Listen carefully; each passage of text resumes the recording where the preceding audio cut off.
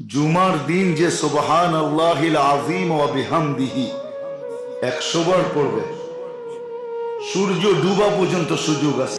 সুবহানাল্লাহিল আযীম ওয়া বিহামদিহি, সুবহানাল্লাহিল আযীম মনে থাকবো,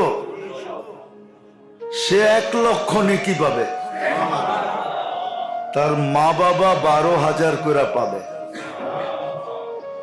কিতাবে লেখা আছে, এক ছেলে পড়তো, কিছুদিন পরে মা স্বপ্নে দেখছে, তো মা বলতেছে, বেটা তুই যে পড়তেছিলি প্রত্যেক জুমায়, আর আমি 12,000 করে পাইতেছিলাম, আজকে পুরা হয়ে গেছে, এই জন্য আল্লাহ আমাকে আযাব থেকে খালাসি দিয়ে দিয়েছে।